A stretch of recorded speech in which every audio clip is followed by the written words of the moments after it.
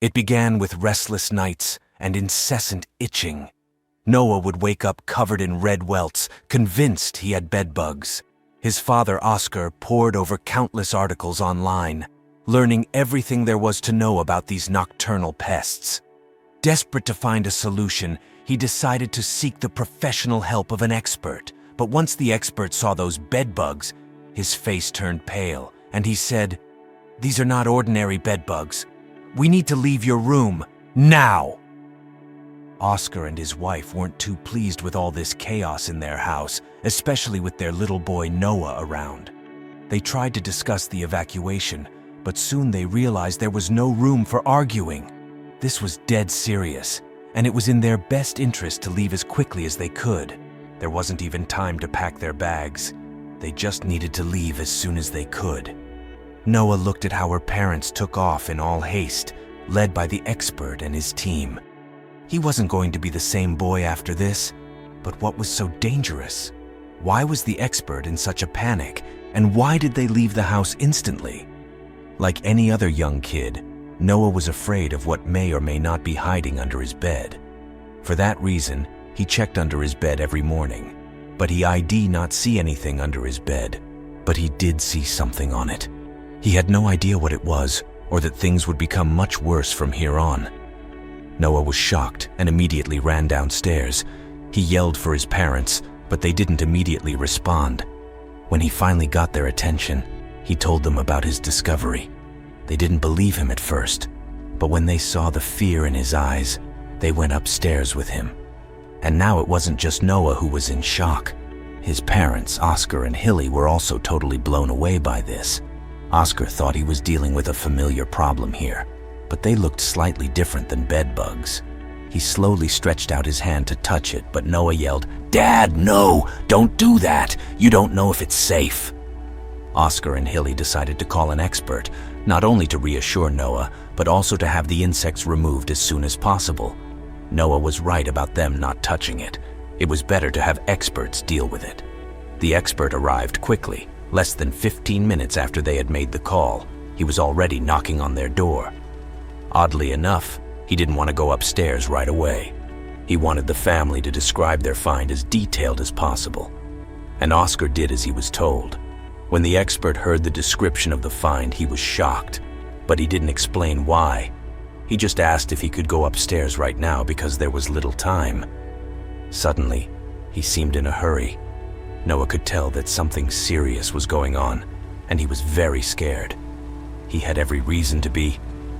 The expert stepped courageously into the room and carefully looked at the bed with a flashlight. Without saying anything, he kept checking the bed for several minutes while the family waited in suspense. They craved answers, or at least more clarity. But suddenly, they heard a loud sound. The expert was screaming in horror. He had just been so quiet and concentrated doing his job, and now he suddenly screamed as if he were facing his greatest fear. Oscar squeezed Noah close, telling him everything was going to be okay. But why did the expert scream like that? What had happened in the bed? The family waited for the expert to come out of the room and explain what was going on, but he didn't do that. He stayed there, leaving the rest in the dark. Oscar wondered what could be going on. He was slowly losing his patience because if it was really that bad, he needed to know immediately.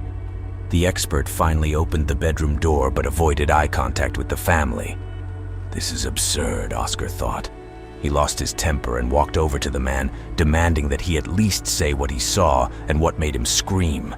But the expert walked away, snapping at Oscar. "I need backup! Leave me alone!" But this only raised more questions on Oscar's side. Wasn't this his house? And didn't it concern him more than the expert himself? Hilly agreed with him. However, she was a bit calmer than Oscar and kindly asked the expert if he could tell them what was going on and if they could do anything to help. But his answer would only make them even more worried. The expert preferred Hilly's approach, and he finally looked at her. He clearly made an effort to speak to her and Oscar, looking worriedly in Noah's direction. No matter how hard he tried to find the right words, he hardly managed to speak. He stuttered and tripped over his words. Hilly wondered, these could not just be case on simple bedbugs, right? Meanwhile, the expert finally called for backup. He tried to explain everything over the phone, but Oscar and Hilly noticed that he had to repeat himself several times. That could only mean that his backup didn't understand much of it either. Finally, the man hung up, waiting for the others to come their way. Oscar, Hilly, and Noah were asked to wait in the living room until the others arrived. They hesitantly obliged, but they wondered what the expert actually meant by backup.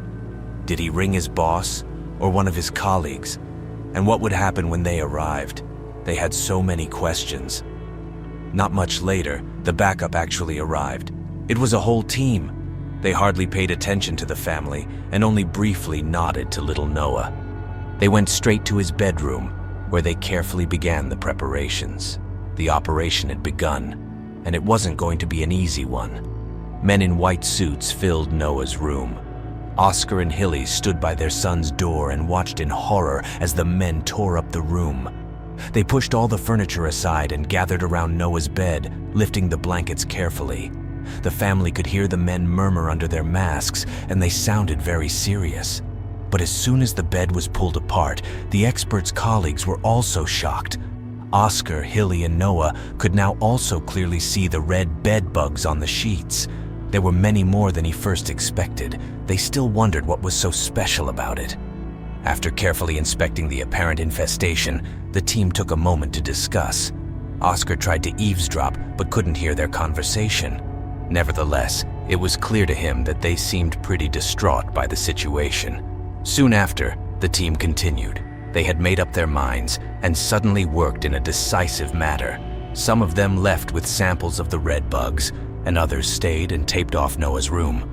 No one was allowed in anymore, which left Oscar, Hilly, and Noah with a dreadful feeling. They all knew now that there was something strange about this shell, but still, no one would tell them what it was. Eventually, the team decided to call the police. Oscar was shocked. Was it that bad? Were the police really needed? He had never seen the police before in his neighborhood, and now he feared for his own innocence. He knew he had nothing to do with this, but the idea of police officers coming in still terrified him. He tried to talk the expert out of it, telling him it couldn't be that bad, and they could solve it together. But the expert had no time for his suggestions. He had gotten irritated by the family's constant questions. He demanded they'd stay in the living room and let his team do their jobs. Not long after, the whole house was full of cops and scientists. It was an unreal situation for the frightened family, who tried to reassure each other. Oscar and Hilly found themselves less and less involved in the investigation and just focused on their family. Soon, it would turn out that those concerns were justified. Meanwhile, the police officer in charge arrived. He looked around the room with a serious face and had an obligatory chat with Oscar and Hilly. Unfortunately, he had little to say and tried to reassure them with empty words. Soon after, he joined the other agents and experts. A discovery had been made.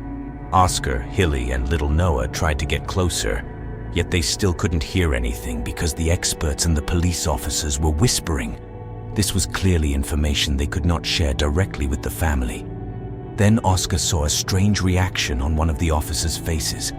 He saw how his eyes were wide open from shock. This officer clearly heard some unexpected news, and it showed on his face. Because of this, Oscar ran out of patience, and he joined the group. The officers immediately stopped whispering, but Oscar didn't care. He demanded an explanation. Oscar stood firm, demanding answers from the police officers. But to his surprise, they all stepped back with alarmed expressions and ordered him to lay on the ground. Confused and fearful, Oscar complied, raising his hands and slowly getting down on his knees. Hilly and Noah, peering out from inside the house, watched with wide eyes. They wondered if Oscar was being arrested and why the police would do such a thing. The officers explained that Oscar and his family needed to stay inside because they might be infected with something. Oscar couldn't believe what was happening. Suddenly, he saw little Noah crying just outside the house. The police pulled their guns on him when he tried to help his dad. Oscar, unable to stand this, ran toward them, but he was immediately shoved to the ground. However, a somewhat gentle officer took Noah under his care, relieving Oscar. They were all then separated and put into police cars. After a tense ride, Oscar noticed a group of people in white hazmat suits entering his house.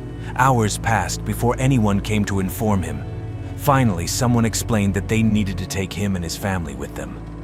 Confused and worried, Oscar realized the driver was also dressed in a white suit. After a 2-hour drive, they arrived at an airport. Oscar was then escorted onto a waiting helicopter, separated from Hilly and Noah. His mind raced with questions as they flew through the air, the destination and purpose still a mystery. Oscar arrived at a base camp that resembled a military setup. The stark, sterile surroundings made him feel isolated and trapped.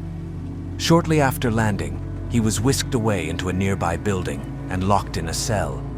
2 hours later, a man named Alex, also in a white suit, entered Oscar's cell. Alex claimed to work for a secret forces team and apologized for the situation, stating their actions had been necessary. Oscar demanded to know where his family was, especially his son Noah. Alex hesitated before revealing that Noah had fallen ill after arriving at the facility, likely due to an infestation in his bed. Oscar's mind raced as he processed the news about Noah's illness. Alex explained that Noah needed a blood transfusion, and Oscar's blood might help him recover. After tests confirmed their blood types matched, they proceeded with the transfusion. Oscar was then allowed to see his son, who looked very weak. Hilly, also testing negative for the virus, joined them. They stayed with Noah, offering words of encouragement. Meanwhile, Oscar pressed Alex for more information about the mysterious infestation. Alex finally revealed that the infestation was due to mutated bedbugs, a rare species possibly brought over by a friend of Oscar's who had recently visited from Brazil. These bugs were potentially dangerous and highly contagious, necessitating extreme precautions. With this new understanding, Oscar focused on his son's recovery. Fortunately, the transfusion worked, and Noah began to improve. The doctors informed Oscar that Noah would need to stay overnight for observation, but could go home the next day if his condition continued to improve. The next day, Oscar and Hilly asked if they could return home. However, Alex explained that their house was still under lockdown and needed thorough cleaning. In the meantime, they were provided with a temporary home. Oscar, relieved that Noah was on the mend, accepted the situation. The family stayed together, grateful for the care and hopeful for a swift return to their normal lives.